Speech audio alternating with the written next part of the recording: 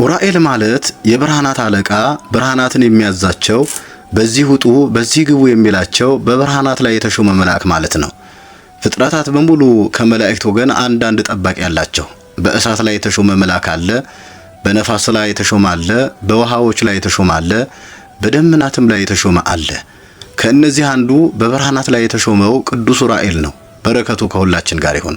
አገልግሎቱ ምን እንደሚመስል በብሉይ ኪዳን ነብዩ ዕዝራ፣ በሐዲስ እመቤታችን ድንግል ማርያም፣ አባ ጊዮርጊስ ዘጋስጫ፣ ሌሎችም ቅዱሳን መስክረዋል። ነብዩ ዕዝራ የብሉይ ኪዳን መጻሕፍት በመጥፋታቸው ተበሳጭቶ ተናዶ የነገው ትውልድ አሳስቦት ያለ መጽሐፍ የነገው ትውልድ ምን አይነት ሊሆን እንደሚችል አስቦ ጌታ ሆይ የጠፉትን መጻሕፍት ግለጽልኝ ብሎ 40 ቀን ከምግብ ተለይቶ ጾመ ጸለየ። በመጨረሻ እግዚአብሔር ቅዱስ ኡራኤልን ልኮ ሰማያዊው ምስጢር የተሸከመ የጥበብን ጽዋ አጠጣው። የጠፉት የብሉይ ኪዳን መጻሕፍት ተገልጸውለት ጽፏቸዋል። እግዚአብሔር ለአንድ ሰው ታላቅ ምስጢር ሊገልጥ ሲል ያ ሰው ከዓለም ግርግርና ከሰው ድምፅ እንዲርቅ ያደርገዋል። ቅዱስ ኡራኤል ዕዝራን ወደ አድርባድ ሜዳ እንዲሄድ ያዘዘው ለስጋዊ ረፍት ሳይሆን ነፍሱ ከፈጣሪ ጋር ብቻ እንድትገናኝና ለሚቀጥለው ታላቅ ሰማያዊ ስጦታ ለጽዋ ልቦና ብቁ ሆኖ እንዲገኝ ነው። አድርባድ ማለት በትርጓሜ የአበቦች ሜዳ ወይም የመገለያ ስፍራ ማለት ሲሆን ይህም የገነት ምሳሌ ተደርጎ ይወሰዳል። ቅዱስ ኡራኤል ለዕዝራ የዓለምን ምስጢር ከነገረ በኋላ ቀጣዩን ሰማያዊ ትምህርት ለመቀበል የሚከተሉትን ጥብቅ ትእዛዛት ሰጠው። ከሰው መለየት፣ ከእንግዲህ ወደ ከተማ አትመለስ፣ ከሰዎችም ጋር አትቀመጥ፣ ለብቻህ ወደ አድርባድ ሜዳ ሂድ አለው። ይህ የሚያሳየው ሰማያዊ ጥበብ በዝምታና በብቸኝነት ወይም በሱባኤ ውስጥ እንደምትገኝ ነው። ጾምና ጸሎት ለ7 ቀናት ያህል እህል አትቅመስ፣ የወይን ጠጅ አትጠጣ፣ ነገር ግን በዚያ ሜዳ ላይ ከበቀለው የአበባ ፍሬ ቅጠልና ብቻ ተመገብ አለው። ይህ የአበቦች ምግብ የንጽህናና የቅድስና ምልክት ነው። ዕዝራ እንደ ተራ ሰው ሳይሆን እንደ መላእክት በምስጋና እንዲኖር ተደረገ። ትህትናና ትዕግስት። ዕዝራ በዚህ ሜዳ ላይ በቆየባቸው 7 ቀናት ውስጥ አእምሮ ከምድራዊ ጭንቀት እየጸዳና ወደ ሰማያዊ ብርሃን እየቀረበ መጣ። ቅዱስ ኡራኤልም በየጊዜው እየተገለጠ ያበረታታውና ያረጋጋው ነበር። ዕዝራ የታዘዘውን ሁሉ አደረገ። በሜዳው መካከል ሆኖ ቀንና ሌሊት ወደ ፈጣሪው ይጮህ ነበር። ሰውነቱ በጾም ሲደክም፣ ነፍሱ ግን በሰማያዊ ተስፋ እየጠነከረች ሄደች። ይህ ክፍል ለሕይወታችን ትልቅ ትርጉም ይሰጣል። አንድን ንጹሕ ነጭ ጨርቅ ቀለም ለመንከር አስቀድሞ ጨርቁን በሚገባ ማጠብና ማድረቅ ያስፈልጋል። ጨርቁ ካልጸዳ ቀለሙን አይቀበልም። ትምህርቱ ዕዝራም የጥበብን ቀለም ወይም ጽዋ ልቦናን ከመቀበሉ በፊት በጾምና በብቸኝነት በአድርባድ ሜዳ አእምሮ እንዲታጠብ ተደረገ። እኛም የፈጣሪን ድምፅ ለመስማት ከዓለም ሁካታ ወጣ ብለን በዝምታ ማሰብ እንደሚገባን ያስተምረናል።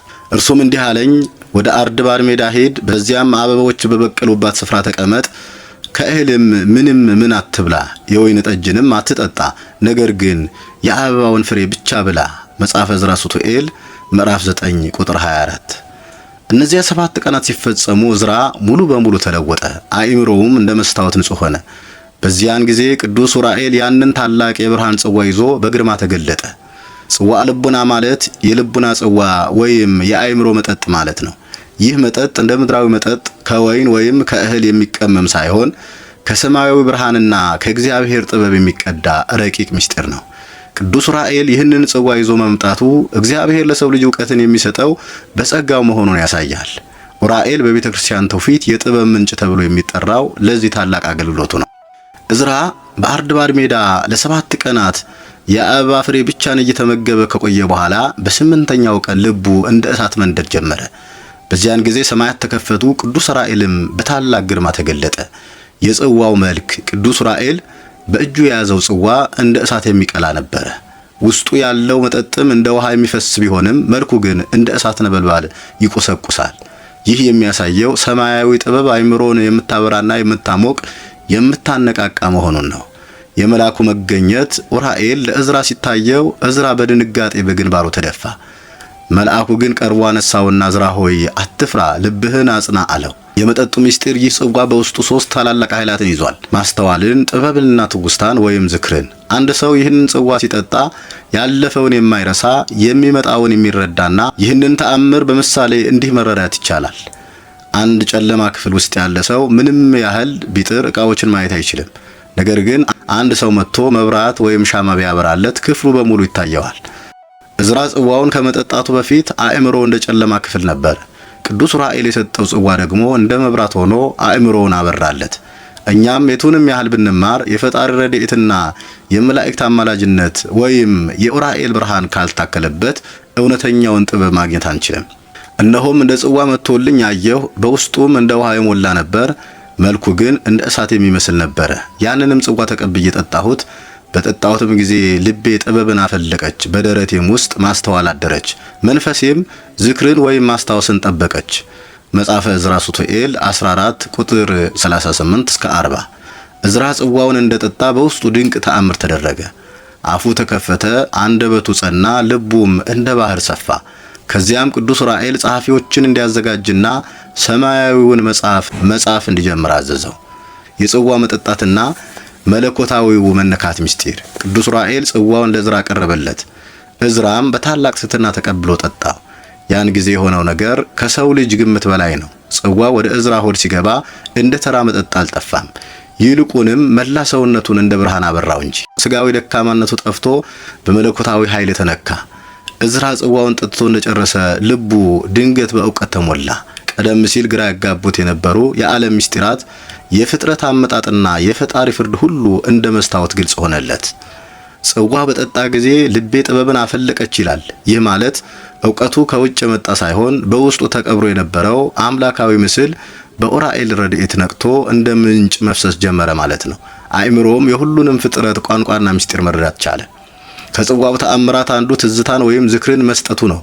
ዕዝራ ቀደም ሲል የነበሩትንና በእሳት የጠፉትን መጻሕፍት ሁሉ ቃል በቃል እንዲያስታውስ ኃይል ተሰጠው። እውነተኛ ጥበብ መጽሐፍን ማንበብ ብቻ ሳይሆን የተማሩትንና ያዩትን ነገር በመንፈሳዊ ብርሃን ማስታወስና መረዳት መሆኑን ያስተምረናል። ጽዋውን ከጠጣ በኋላ ዕዝራ አረፍ አላለም። ቅዱስ ዑራኤል 5 ፈጣን ጸሐፊዎችን ሳሪያ፣ ዳብሪያ፣ ሰሌሚያ፣ ኢካኑንና አሲኤል እንዲያመጣ አዘዘው። እነዚህ ጸሐፊዎች ዕዝራ የሚናገረውን ምስጢር እንዲጽፉ ተዘጋጁ። ለ40 ቀናት ያህል ዕዝራ አፉን አልዘጋም። ጸሐፊዎቹም ብዕራቸው አላረፈም። ይህ 40 ቀን ሙሴ በደብረ ሲና ከእግዚአብሔር ጋር የቆየበትንና ጌታችን በገዳመ ቆሮንቶስ የጾመውን 40 ቀን ያስታውሰናል። በዚህ አስገራሚ ሂደት መጨረሻ ዕዝራ 94 መጻሕፍትን በቃል ተናግሮ አጻፈ። እነዚህ መጻሕፍት የጥበብ ምንጮች ነበሩ። አምላክም ለነዚያ ለአምስቱ ሰዎች ብልሃትን ሰጣቸው። እነርሱም ያልተለመደውን የእጅ ጽሕፈት በየተራ ይጽፉ ጀመር። ለ40 ቀናትም ተቀመጡ። በቀን ይጽፉ ነበር፣ በሌሊትም እንጀራ ይበሉ ነበር። እኔ ግን በቀን እናገር ነበር፣ በሌሊትም ዝም አልልም ነበር። መጽሐፈ ዕዝራ ሱቱኤል 14:42 እስከ 44።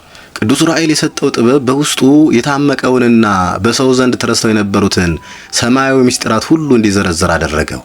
5ቱ ጸሐፊዎቹም ያለመዱትንና እጅግ ፈጣን የሆነውን ሰማያዊ አጻጻፍ እንዲጽፉ በመላኩ ኃይል ተሰጣቸው። እነዚህ ጸሐፊዎች ቃላቱን ብቻ ሳይሆን ሰማያዊውን ፊደልና አጻጻፍ በሰው ዘንድ ያልታወቀውን እንዲጽፉ በዑራኤል ረድኤት ብልሃት ተሰጥቷቸዋል። ይህም ምስጢር ከሰው ጥረት ሳይሆን በመለኮት ስጦታ የተገኘ መሆኑን ያሳያል። የቅዱስ ዑራኤል ዘላለማዊ አማላጅነት ምስጢር። ቅዱስ ዑራኤል ከ7ቱ ሊቃነ መላእክት አንዱ እንደመሆኑ መጠን በፈጣሪ ፊት ስለ ሰው ልጆች ዘወትር ይማልዳል። የእርሱ ልዩ ስልጣን መጋቢ ብርሃን መሆኑ ነው። ይህም ማለት ለሰው ልጆች የእውቀትን ብርሃን፣ ለዓለም ደግሞ የተፈጥሮን ብርሃን ፀሐይንና ጨረቃን የሚያስተዳድር መልአክ ነው። ዑራኤል ለዕዝራ የገለጠው ምስጢር ዛሬም ለምናምን ሁሉ ይሰራል። አንድ ሰው በሕይወቱ ጨለማ ሲገጥመው፣ ጥበብ ሲጎድለው ወይም ግራ ሲጋባ ወደ ቅዱስ ዑራኤል ቢማጸን መልአኩ ልክ እንደ ዕዝራ ጽዋ ልቦናን ማስተዋልን በረድኤት ያጠጣዋል። አማላጅነቱ ሰውን ከድንቁርና ወደ ዕውቀት፣ ከኃጢአት ጨለማ ወደ ጽድቅ ብርሃን የሚያሸጋግር ድልድይ ነው። ድርሳነ ዑራኤል የተባለው መጽሐፍ የመልአኩን ተአምራትና የነቢዩ ዕዝራን ታሪክ በሰፊው የሚተርክ ነው። ይህን ድርሳን የሚያነቡ የሚሰሙና በስሙ ለተቸገሩ ምጽዋት የሚሰጡ ሰዎች ከመከራ ሥጋና ከመከራ ነፍስ እንደሚድኑ ቃል ኪዳን ተሰጥቶታል። ስሜን የጠራውን ዝክሬን የዘከረውን በበዓሌ ቀን ለድሆች የሰጠውን ሁሉ እኔ በመከራው ጊዜ ደርስለታለሁ የሚል ቃል ኪዳን ከፈጣሪው ተቀብሏል። እኛም በዓሉን ስናከብር ታሪኩን በማሰብ ብቻ ሳይሆን የተራቡትን በማብላትና የታረዙትን በማልበስ ጭምር ብናደርገው ሰማያዊ ዋጋን እናገኝበታለን። በኢትዮጵያ ኦርቶዶክስ ተዋሕዶ ቤተክርስቲያን ትውፊት ቅዱስ ዑራኤል የተማሪዎች ጠባቂ ተደርጎ ይታሰባል። ተማሪዎች ትምህርት ሲከብዳቸውና ምስጢር ሲሰወርባቸው የዕዝራን ልቦና የከፈትክ መልአክ የኔንም ልቦና ክፈት ብለው ይጸልያሉ። አንድን አፈር በውሃ ካላጠቡት ሸክላ ለመስራት እንደማይመች ሁሉ የሰው ልጅ አእምሮም በቅዱስ ዑራኤል የጸጋ ውሃ በረከት ካራሰ መንፈሳዊ ጥበብን ሊቀበል አይችልም። ትምህርቱ እውነተኛ ዕውቀት የሚገኘው በንባብ ወይም ጥረት ብቻ ሳይሆን በፈጣሪ ረድኤትና በመላእክት ረዳትነት መሆኑን ያስገነዝበናል። ትህትና የጥበብ ሁሉ መጀመሪያ እንደሆነች ከዕዝራና ከዑራኤል ታሪክም የምንማረው ይሄው ነው። የቅዱስ ዑራኤልና የታላቁ ነቢይ የዕዝራ ሱቱኤል ረድኤት በረከታቸው ከሁላችን ጋር ይሁን። በአጠቃላይ ይህ በዓል የሚከበረው መልአኩ ቅዱስ ዑራኤል ለዕዝራ ሱቱኤል ጽዋዐ ልቡናን ያጠጣበት ዕለት ነው። አነሳስቶ ላስጀመረን አስጀምሮም ላስፈጸመን ለልዑል እግዚአብሔር ክብርና ምስጋና ይሁን፣ አሜን።